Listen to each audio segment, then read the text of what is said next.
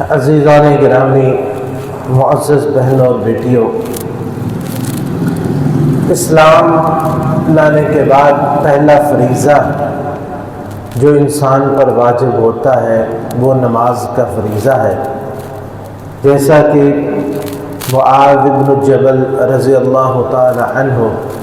ان کو نبی کریم صلی اللہ علیہ وسلم نے یمن کی طرف بھیجا تو ارشاد فرمایا کہ فَأَوَّلُ مَا تَدْعُوهُمْ إِلَى شَهَادَةِ أَلَّا إِلَهَ إِلَّا اللَّهِ، سب سے پہلے انہیں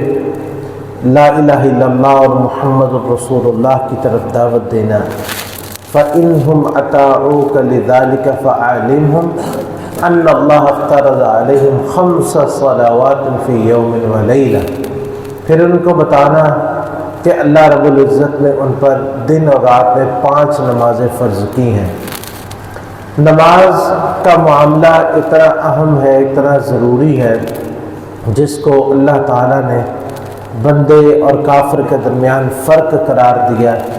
اسی سے ایمان کا اور کفر کا فرق ہوتا ہے، ایمان کا اور نفاق کا فرق ہوتا ہے۔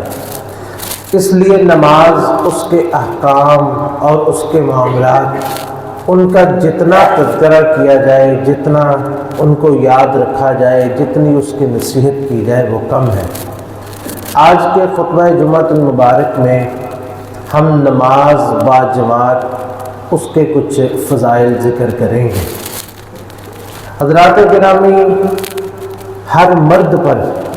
نماز جماعت کے ساتھ اللہ نے فرض کی ہے۔ بغیر جماعت کے کسی کی بلا عذر نماز اللہ کے ہاں قابل قبول ہی نہیں ہے۔ اگر بلا عذر کوئی شخص گھر میں نماز پڑھ لے یا بلا وجہ بازار میں پڑھے یا بلا وجہ جماعت کے بغیر وہ پڑھتا ہے تو اللہ کے ہاں اس کی نماز جو ہے وہ قابل قبول نہیں ہے، جیسے کہ عبداللہ بن عباس رضی اللہ تعالی عنہما روایت کرتے ہیں کہ رسول اللہ صلی اللہ علیہ وسلم نے ارشاد فرمایا کہ من سمع النداء فلم یجب، جو اذان سنے اور پھر اذان سن کے مسجد میں نہ آئے، فلا صلاۃ الا من عذر، تو اس کی نماز ہی نہیں ہے سوائے عذر کے۔ یعنی کسی کو عذر ہے، وہ بیمار ہے یا کوئی ایسا مسئلہ ہے یا کوئی ایسا کوئی معاملہ پیش آ گیا کہ وہ نہیں پہنچ سکا تو وہ تو ہو گیا، لیکن بلا عذر، بغیر شرعی عذر کے، یہ کوئی عذر نہیں ہے کہ کوئی کہتا ہے کہ میں جناب کاروبار میں مصروف تھا یا میری ڈیوٹی تھی یا کوئی، یہ عذر نہیں ہے۔ کاروبار عذر نہیں ہے، مہمان عذر نہیں ہے، شادی بیاہ کے معاملات عذر نہیں ہے۔ بغیر عذر کے جماعت کو ترک کرنا، اللہ نبی علیہ السلام نے فرمایا اس کی نماز ہی نہیں ہے۔ کسی بھی مرد کی نماز جو ہے وہ بغیر جماعت کے اللہ کے ہاں قابل قبول نہیں ہے۔ بلکہ یہ معاملہ عذر کا جو اتنا سخت ہے کہ حضرت عبداللہ ابن ام مکتوم رضی اللہ تعالیٰ عنہ جو مشہور صحابی ہیں، پیدائشی نابینا تھے، نبی علیہ السلام سے انہوں نے رخصت چاہی کہ میرے لیے مسجد میں آنا بہت مشکل ہے۔ انہوں نے بڑے عذر پیش کیے، جیسا کہ فرماتے ہیں کہ انا ضریر، کہ اللہ کے رسول میں نبینا ہوں، کبیر، بوڑھا ہو گیا ہوں، میں نبینا بھی ہوں اور بوڑھا بھی ہو گیا ہوں، شاسع الدار، میرا گھر مسجد سے بڑا دور ہے، ولی قائد لا یلائمنی، جو شخص مجھے لے کے آتا ہے نا وہ اتنی پرواہ نہیں کرتا، کبھی آتا ہے کبھی نہیں آتا ہے، یعنی کوئی اہتمام سے نہیں آتا ہے۔ وَإِنَّ الْمَدِينَةَ كَثِيرُ الْهَوَامِ وَالسِّبَاعِ، اور مدینہ میں بہت سارے سانپ، بچھو، اس طرح کی چیزیں، اور درندے بھی ہیں، بھیڑیے آ جاتے ہیں، اس طرح کی کچھ چیزیں جو ہے وہ انسان کو اس کی جان سے بھی خطرہ ہو جاتا ہے۔ وَإِنَّ بَيْنِي وَبَيْنَ الْمَسْجِدِ نَخْلًا وَشَجَرًا، میرے گھر کے درمیان اور مسجد کے درمیان بہت ساری باغات بھی آتے ہیں، درخت بھی آتے ہیں، میں کسی سے ٹکرا بھی سکتا ہوں،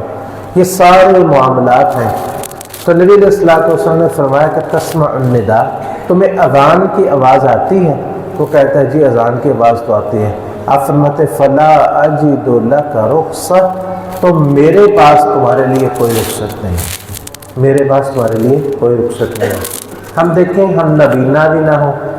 ہم اتنے بوڑھے بھی نہ ہوں کہ مسجد کی طرف نہ آ سکتے ہوں، اور جو ہے وہ کوئی ایسی کوئی درندے بھی نہیں ہیں، کوئی ایسا معاملات بھی نہیں ہیں، اور روشنیاں ہیں، سارا کچھ ہے، اور اس کے باوجود بلکہ اکثر کے پاس شاید ہی کوئی بندہ جس کے پاس اپنی سواری موجود نہیں ہے۔ اگر کسی کے پاس کوئی بیمار بھی ہے، کوئی مسئلہ بھی ہے، تو کوئی بھی ایسا بندہ ہے جس کے پاس کوئی عذر جو سواری نہ ہو، تو پھر بھی اس کے باوجود ہم نماز سے پیچھے رہیں، تو اللہ کے ہاں ہمارا کون سا عذر ہے؟ کیا پیش کریں گے ہم اللہ کے پاس جا کے؟ تو عبداللہ بن مسعود رضی اللہ تعالیٰ عنہ فرماتے تھے کہ ہم دیکھتے کہ ایک بندہ بیمار ہوتا، اتنا بیمار ہوتا، یہادہ بین رجلین، کہ دو بندے اسے ایک دائیں طرف اس کو اٹھایا ہوتا ہے، ایک بائیں طرف لا کے اس کو مسجد میں لا کے اس کو صف میں کھڑا کر دیتے تھے، یعنی کہ وہ بھی گھر میں نماز نہیں پڑھتا تھا۔ اور ہم یہ کہتے تھے کہ مسجد اس نماز سے پیچھے کو رہتا تھا نا جماعت با جماعت سے، تو ہم کہتے تھے منافق معلوم النفاق، یہ ایسا منافق ہے جس کا نفاق اب چھپ نہیں سکا، اس کا نفاق چھپا ہوا نہیں ہے، بالکل واضح ہے کہ وہ نماز با جماعت کا اہتمام نہیں کر رہا۔ اور لیکن ہم دیکھیں کتنا ہم نے اس معاملے کو ہلکا لیا ہوا ہے، کتنا اس کو سہل سمجھا ہوا ہے، جہاں میری مراد جو ہے وہ نمازیوں سے ہے۔ جو بے نماز ہے ان کا تو معاملہ ہی چھوڑے، اس کا تو جو ہے وہ صاف سی بات ہے، نبی علیہ السلام نے فرمایا اس کا نماز میں اسلام میں دین میں کیا حصہ ہے، جس کو آپ نے فرما دیا بندے اور کافر کے درمیان فرق نماز۔ اس سے مراد میرے نمازی ہیں جو 5 وقت کی نماز پڑھتے ہیں لیکن جماعت کا اہتمام نہیں کرتے، خصوصی طور پہ فجر کی نماز یا کوئی ایسی نماز جس میں تھوڑا سا کوئی جو ہے وہ مصروفیت آ جائے، یا کوئی دکان پہ بیٹھا ہوا ہے، کوئی ملازمت پہ بیٹھا ہوا، اپنے کاروبار پہ فیکٹری میں بیٹھا ہوا اپنے کام کر رہا ہے، تو اللہ رب العزت نے ایسے لوگوں کا تذکرہ جو ہے وہ خصوصی طور پر فرمایا کہ جو اس کے خاص بندے ہیں جن کو دنیا کے کسی معاملے کی کوئی پرواہ نہیں ہوتی، تو اللہ رب العزت فرماتے ہیں پہلی فضیلت جو با جماعت نماز کی وہ اللہ رب العزت نے قرآن مجید میں ذکر فرمائی۔ اللہ تعالیٰ نے سورہ نور میں اپنی مسجدوں کا ذکر کیا، اپنے گھروں کا ذکر کیا۔ آپ نے فرمایا فی بیوت اذن اللہ ان ترفع ویذکر فیہا اسمہ یسبح لہ فیہا بالغدو والآصال رجال لا تلہیہم تجارت ولا بیع عن ذکر اللہ واقام الصلاۃ، کہ اللہ کے گھر جو ہیں یہ نور کا منبع اور محور ہے، اور یہاں پر وہ رجال کار ہے، وہ مرد ہیں، ان کو اللہ نے رجال کہا ہے، رجال لا تلہیہم تجارت ولا بیع عن ذکر اللہ و اقام الصلاۃ، کہ خرید و فروخت اور یہ شاپنگ اور یہ تجارت ان کو اللہ کے ذکر سے نہیں روکتے، اللہ کے ذکر سے ان کو نہیں روکتی، اور وہ اللہ کے گھروں میں ایسے بندے پائے جاتے ہیں، فی بیوت اذن اللہ، اللہ کے گھروں میں ایسے بندے پائے جاتے ہیں۔ تو اس لیے اگر ہم مرد کہلواتے ہیں، عورت کو رخصت گھر میں پڑے، جو مرد کہلواتا ہے نا،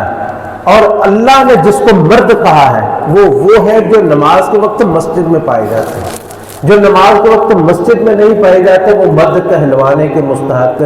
نہیں ہے، وہ رجال نہیں ہے، رجال لا تلہیہم تجارت، وہ رجال ہے، وہ مرد ہے جو نماز کے وقت مسجد میں پائے جاتے ہیں۔ یہ مردانگی ہے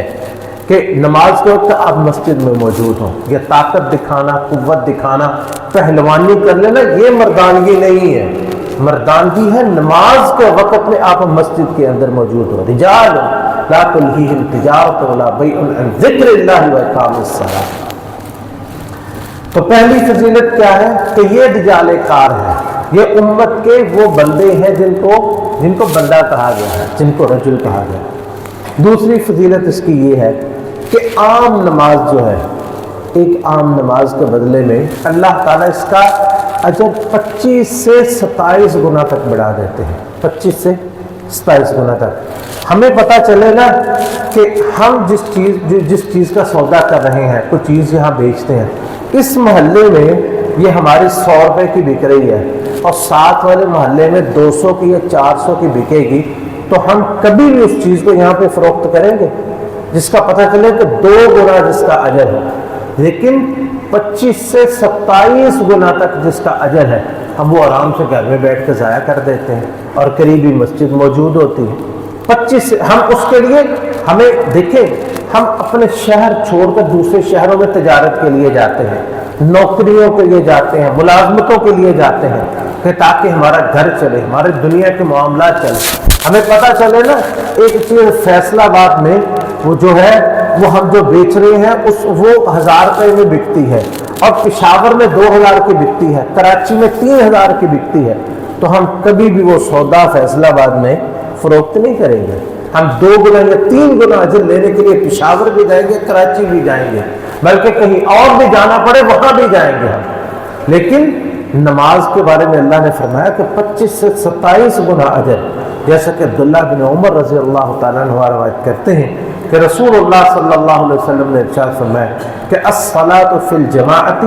افضل من صلاۃ الفرد ب27 درجہ، کہ جو شخص گھر میں نماز پڑھتا ہے اس کے مقابلے میں جو مسجد میں نماز پڑھتا ہے اس کو 25 سے 27 گنا اجر ملتا ہے، اور گھر میں بھی وہ جو عذر کے ساتھ پڑھتا ہے، بغیر عذر کے تو ہے ہی نہیں ہے نا، جو گھر میں عذر کے ساتھ پڑھ لیتا پھر بھی جو مسجد میں جاتا ہے، اور 25 سے 27 گنا اجر جو ہے وہ اس کو زیادہ ملتا ہے۔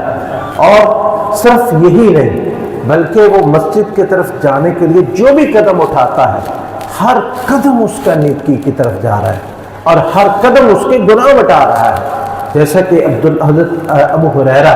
رضی اللہ تعالیٰ عنہ روایت کرتے ہیں کہ رسول اللہ صلی اللہ علیہ وسلم نے ارشاد فرمایا کہ انہ اذا توضأ فاحسن الوضوء، کہ جب کوئی بندہ وضو کرتا ہے اور اچھے طریقے سے وضو کرتا ہے، ثم خرج الى المسجد لا يخرجه الا الصلاة، پھر وہ وضو کر کے صرف نماز کے لیے نکلتا ہے، نماز کے لیے مسجد کی طرف روانہ ہوتا ہے، لا يخط خطوة الا كتب الله له بها حسنة، ہر قدم جو وہ اٹھاتا ہے اس کے بدلے میں اللہ رب العزت اس کی ایک نیکی لکھ دیتے ہیں، وَحَتَّ عَنْهُ بِهَا خَطِيئَةً، اور ہر قدم کے بدلے میں اللہ تعالیٰ اس کا ایک گناہ مٹا دیتے ہیں۔ ہر قدم، جتنے قدم اس نے اٹھائے ہر قدم کے بدلے میں ایک نیکی اور ایک گناہ اس کا مٹا دیتے ہیں۔ اور صرف یہ اجر جانے کا ہی نہیں ہے بلکہ بعض احادیث سے یہ بھی ثابت ہوتا ہے کہ اس کے واپسی گھر جو آتا ہے اس کا بھی اجر اس کو اسی طرح ملے گا جس طرح جانے کا ملتا ہے، جیسا کہ ابی ابن کعب رضی اللہ تعالیٰ عنہ بیان کرتے ہیں، کہتے ہیں کہ ایک بندہ تھا مدینہ میں سب سے دور اس کا گھر تھا، سب سے دور اس کا گھر تھا، اور وہ بیچارہ گرمی میں، سردی میں، اندھیرے میں، یعنی عشاء کی نماز پڑھنے کے لیے، فجر کی نماز پڑھنے کے لیے پیدل آتا تھا۔ تو کہتے ہیں جی مجھے بڑا ترس آیا اس پر، تو فتوجعت لہ، مجھے بڑی تکلیف ہوئی کہ یار یہ بندہ اتنی دور سے آتا ہے اور اتنی پریشانی میں آتا ہے۔ تو یہ ہوتا ہے کہ مومن دوسرے مومن کی تکلیف محسوس کرے، کہ کسی کے لیے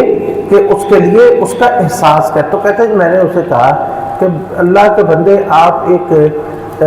گدھا کوئی خرید لیں، کوئی سواری خرید لیں، اس پہ آیا جایا کریں، گرمی میں اندھیرے میں آپ اتنی تکلیف اٹھاتے۔ کہتا اللہ یہ کیا بات کرتے ہو، میں تو مسجد کے پڑوس میں نہیں رہنا چاہتا، تو مجھے سواری کا کہہ رہے ہیں۔ تو بڑا ان کو عجیب لگا کہ یہ بندہ نماز بھی پڑھتا اور یہ عجیب بات کی، کہتا میں مسجد کے پڑوس میں نہیں رہنا چاہتا۔ بات بظاہر بڑی عجیب سی ہے۔ تو اس نے آ کے نبی علیہ الصلوۃ والسلام کو ذکر کیا کہ اللہ کے رسول ابی بن کعب رضی اللہ تعالیٰ عنہ، انہوں نے آ کے نبی علیہ الصلوۃ والسلام کے پاس ذکر کیا کہ اللہ کے رسول میں نے اس بندے کو ایسے کہا اور اس نے تو ایسا جواب دیا ہے، یعنی مسجد نبوی کے پڑوس میں نہیں وہ رہنا چاہتا۔ تو نبی علیہ الصلوۃ والسلام نے اسے بلایا اور پوچھا بھی کیا مسئلہ ہے بھائی، تمہیں یہ بات کہ تم نے یہ جواب دیا؟ تو اس نے پتہ کیا جواب دیا؟ کہنے لگا کہ ما یسب، کہ اے اللہ کے رسول انی ارید ان یکتب لی ممشای الی المسجد ورجوعی اذا رجعت الی اہلی، کہ اللہ کے رسول علیہ الصلوۃ والسلام میں جو پیدل چل کے آتا ہوں نا، تو میں اللہ سے یہ امید کرتا ہوں کہ اللہ تعالیٰ مجھے پیدل آنے کا اور جانے کا دونوں کا اجر نصیب فرمائے، پیدل آنے کا اور جانے کا دونوں کا اجر نصیب فرمائے۔ تو نبی علیہ الصلوۃ والسلام نے فرمایا قد جمع اللہ لک ذلک کلہ، اللہ تعالیٰ نے تیرے لیے دونوں اجر جمع کر دیے، دونوں اجر اللہ تعالیٰ تمہیں آنے کا اور جانے کا عطا فرماتے ہیں۔ تو اس لیے امام نووی رحمۃ اللہ علیہ اس کی شرح میں فرماتے ہیں کہ فیہ اثبات الثواب فی الخطا فی الرجوع من الصلاة کما یثبت فی الذهاب، جس طرح مسجد کی طرف جانے کا اجر ہے اس طرح مسجد سے واپس گھر آنے کا بھی اجر ہے،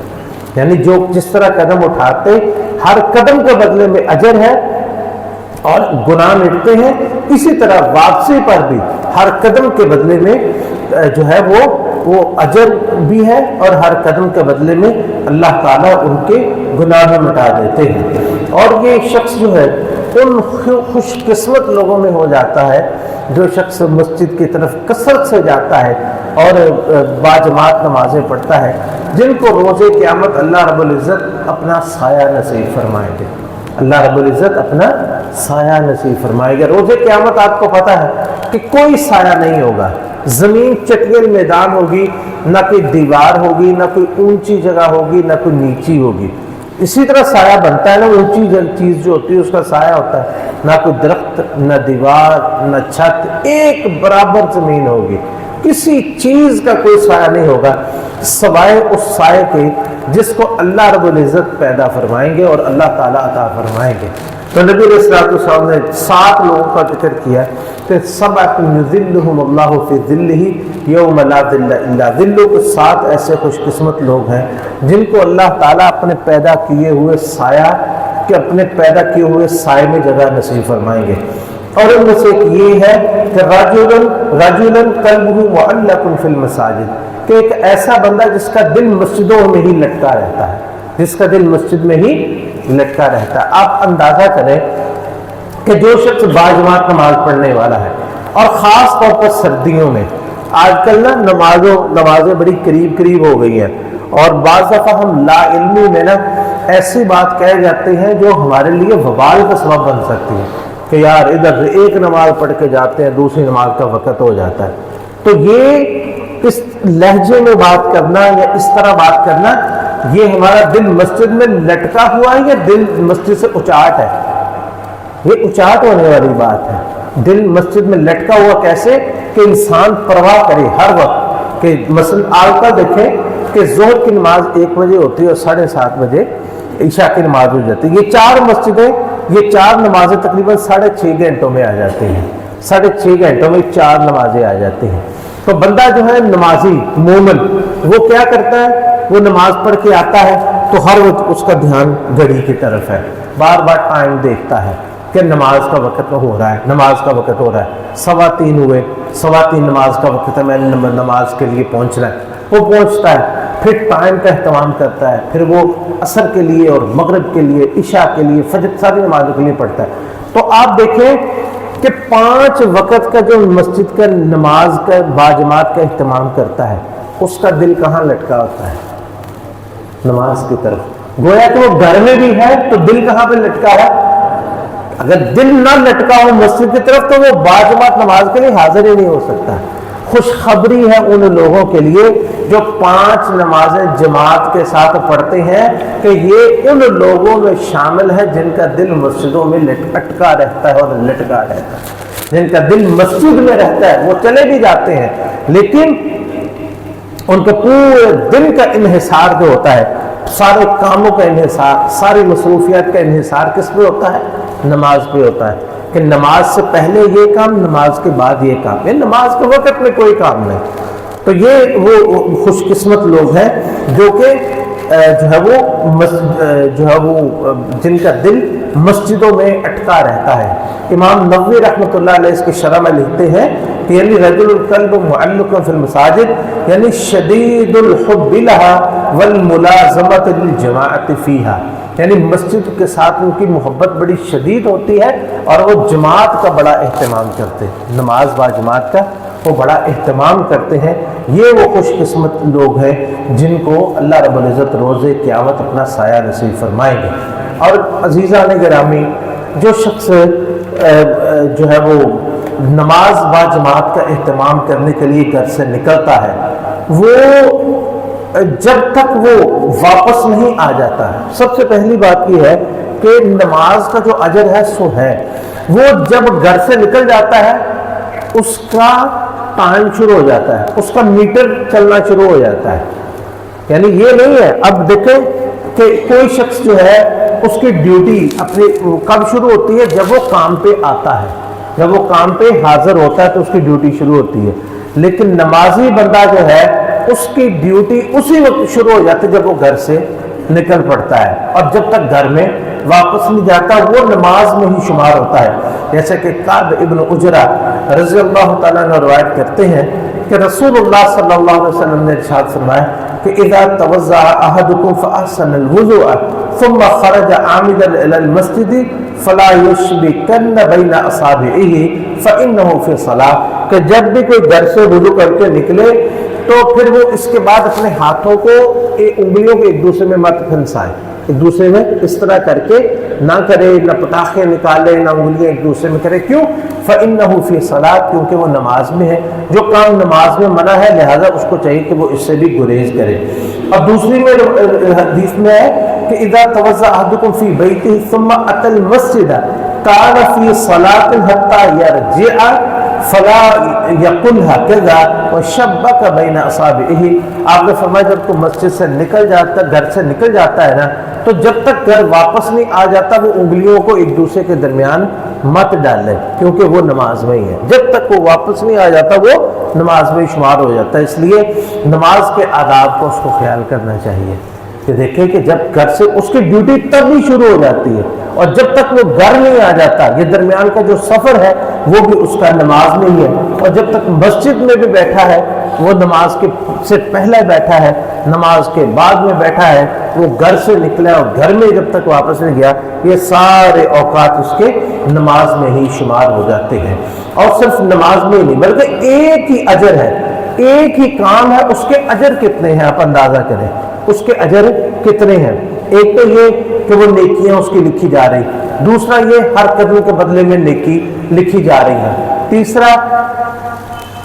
نبی علیہ الصلوۃ والسلام نے فرمایا، حضرت ابو امامہ رضی اللہ تعالیٰ عنہ روایت کرتے ہیں کہ من خرج من بیتی متطہرا الی صلاۃ مکتوبہ فاجرہ کاجر الحاج المحرم، کہ جو شخص اپنے گھر سے وضو کر کے نکلتا ہے تو وہ اللہ کے ہاں اجر کے اعتبار سے اس حاجی کی طرح ہے جو احرام پہن کے اپنے حج کا فریضہ ادا کر رہا ہے، جو احرام پہن کے حج کا فریضہ ادا کر رہا ہے۔ آپ اندازہ کریں ایک ہی عمل ہے اور اس کے اجر کتنے ہیں، گناہ مٹ رہے ہیں۔ اور اسی طرح وہ میزان حسنات میں وہ الگ سے یہ جو ایک نیکی اور ایک گناہ کا یہ الگ ہے، اور ایک حدیث میں آتا ہے کہ اس کا ہر قدم جو ہے، اس کا جو ہر قدم ہے وہ الگ سے لکھا جا رہا ہے، جو ایک نیکی اور ایک گناہ مٹتے ہیں وہ الگ سے ہے، اور اس کا ہر قدم نبی علیہ السلام نے فرمایا کہ ایک دفعہ مسجد کے قریب جگہ خالی ہوئی تو جو ہے بنو سلمہ ایک قبیلہ ہے، انہوں نے ارادہ کیا وہ مسجد کے قریب آ جائیں۔ آپ نے فرمایا دیارکم تکتب آثارکم، کہ تم اپنی جگہ پر رہو، تمہارا ہر قدم مسجد کی طرف آنے والا جو ہے اللہ تعالیٰ اسے لکھ رہے ہیں، ہر قدم ان کا جو لکھا جاتا ہے، ہر قدم جو اٹھاتے ہیں وہ میزان حسنات میں الگ سے لکھا جاتا ہے۔ یہ نیکیاں الگ ہے، وہ لکھا جانا الگ ہے، یعنی ایک ہی عمل کے ساتھ کتنے اجر جو اللہ رب العزت اسے عطا فرماتے ہیں۔ عزیزان گرامی، نماز کے لیے جو نکلتا ہے وہ اللہ رب العزت کی ضمانت میں ہوتا ہے، اللہ کی ضمانت میں۔ کس طرح ضمانت میں؟ ابو امامہ رضی اللہ تعالیٰ عنہ روایت کرتے ہیں کہ رسول اللہ صلی اللہ علیہ وسلم نے ارشاد فرمایا، ثلاثۃ کلہم ضامن علی اللہ عز وجل، تین لوگ ہیں جو اللہ جن کا ضامن ہے، جن کا اللہ ضامن ہے۔ نمبر ایک، رجل خرج غازیا فی سبیل اللہ، ایک بندہ جو اللہ کے راستے میں جہاد کے لیے نکلتا ہے، فَهُوَ ضَامِنٌ عَلَى اللَّهِ حَتَّى يَتَوَفَّاهُ، یہاں تک کہ وہ فوت ہو جائے، جب تک وہ فوت نہیں ہوتا وہ اللہ کی ضمانت میں ہوتا ہے۔ فَيُدْخِلُهُ الْجَنَّةَ أَوْ يَرُدُّهُ بِمَا نَالَ مِنْ أَجْرٍ وَغَنِیمَةٍ، یا اللہ تعالیٰ اجر اور غنیمت کے ساتھ واپس لٹائے گا یا اس کو جنت میں داخل کرے گا، ان دونوں میں سے ایک چیز ہے۔ وَرَجُلٌ رَاحَ إِلَى الْمَسْجِدِ، جو مسجد کی طرف جاتا ہے، فَهُوَ ضَامِنٌ عَلَى اللَّهِ حَتَّى يَتَوَفَّاهُ، یا جب تک وہ واپس نہیں آ جاتا وہ اللہ کی ضمانت میں ہوتا ہے۔ فَيُدْخِلُهُ الْجَنَّةَ، یا تو وہ فوت ہو جائے پھر جاتے آتے ہوئے تو وہ فوت ہو جائے اللہ اس کو جنت میں داخل کر دے گا، او يَرُدُّ بِمَا نَالَ مِنْ أَجْرٍ وَغَنِیمَةٍ، یا پھر وہ اجر اور غنیمت لے کے اللہ کی طرف سے واپس آتا ہے۔ وَرَجُلٌ دَخَلَ بَيْتَهُ بِالسَّلَامٍ فَهُوَ ضَامِنٌ عَلَى اللَّهِ عَزَّ وَجَلَّ، تیسرا وہ شخص ہے جو اپنے گھر میں بیٹھا ہوا وہ اللہ کی ضمانت میں ہے، جو اپنے گھر میں بیٹھا ہوا ہے وہ بھی اللہ کی ضمانت میں ہے۔ اللہ رب العزت سے دعا ہے کہ اللہ تعالی ہم سب کو، ہمارے بچوں کو، ہم سب کو نمازی بنائے اور نماز بھی باجماعت ادا کرنے کی توفیق نصیب فرمائے۔ حضرات گرامی، جب کوئی شخص نماز پڑھنے کے لیے اپنے گھر سے نکلتا ہے باجماعت نماز پڑھنے کے لیے، تو اللہ رب العزت اس وقت میں، یعنی جس وقت وہ اپنے گھر سے نکلتا ہے اور جب تک واپس نہیں آ جاتا، اتنی دیر میں مسجد میں اس کے لیے مہمانی کا سامان کرتے رہتے ہیں، جنت میں اس کے لیے مہمانی کا سامان کرتے رہتے ہیں، اس کے لیے جنت سجتی رہتی ہے، اس کے لیے کھانے تیار ہوتے رہتے ہیں، اس کے لیے مہمان نوازی حور العین اس کے لیے تیار ہوتی رہتی ہے۔ ابو ہریرہ رضی اللہ تعالیٰ عنہ روایت کرتے ہیں کہ رسول اللہ صلی اللہ علیہ وسلم نے ارشاد فرمایا، من غدا الی المسجد او راح، جو صبح یا شام کسی وقت بھی مسجد کے لیے جاتا ہے، اعد اللہ له فی الجنت نزولا کلما غدا او راح، جب بھی صبح یا شام وہ جاتا ہے تو اللہ تعالیٰ اس کے لیے جنت میں اس کی مہمان نوازی کا انتظام کرتے رہتے ہیں، جب تک وہ یعنی مسجد میں آ رہا ہوتا ہے، مسجد میں جاتا ہے یا آتا ہے، اس سارے وقت میں اس کے لیے جنت سجتی رہتی ہے، اس میں جنت میں اس کی مہمانی کا انتظام ہوتا رہتا ہے۔ اور اللہ رب العزت کتنا خوش ہوتے ہیں جب کوئی شخص مسجد میں آئے۔ لیکن دنیا میں کسی کو بندہ خوش کر دے، کسی بڑے بندے کو کوئی بڑا بندہ خوش ہو جائے، ہم کہتے ہیں جی فلاں بڑا راضی ہو گیا مجھ سے، اب وہ میرے لیے کچھ نہ کچھ کرے گا۔ تو جو شخص اللہ کو راضی کر دے، اللہ جس سے خوش ہو جائے، تو اس کا مقام اور مرتبہ، اس کا کیا کہنا ہے۔ ابو ہریرہ رضی اللہ تعالیٰ عنہ روایت کرتے ہیں کہ رسول اللہ صلی اللہ علیہ وسلم نے ارشاد فرمایا کہ لا يتوضأ احدكم وضوءه ويسبغه ثم لا يتوضأ احدكم وضوءه، کہ کوئی بھی شخص جو ہے وہ وضو کرتا ہے، ثم يأتي المسجد، پھر وہ مسجد میں آتا ہے، لا يريد الا صلاة، صرف اس کا مقصد جو ہے وہ نماز ہوتا ہے، الا تبشبش اللہ الیہ کما یتبشبش اہل الغائب بطلعته، تو اللہ تعالیٰ اس طرح خوش ہوتے ہیں اس کے لیے اور اس طرح خوشی سے اس کا استقبال کرتے ہیں جس طرح کسی کا کوئی پیارا کسی دور شہر، دور پار، کسی دور ملک میں گیا ہو اور اچانک وہ واپس آ جائے، کسی کا بیٹا، کسی کا بھائی، کسی کا شوہر اچانک واپس آ جائے، جس طرح وہ شخص خوش ہوتا ہے اسی طرح وہ خوش ہو کے اس کا استقبال کرتے ہیں سارے، اسی طرح اللہ رب العزت نمازی کا مسجد میں استقبال فرماتے ہیں۔ یعنی اللہ کو جو بندہ خوش کر دے اس کے خوش قسمتی کا کیا کہنے۔ اللہ تعالیٰ سے دعا ہے کہ اللہ تعالیٰ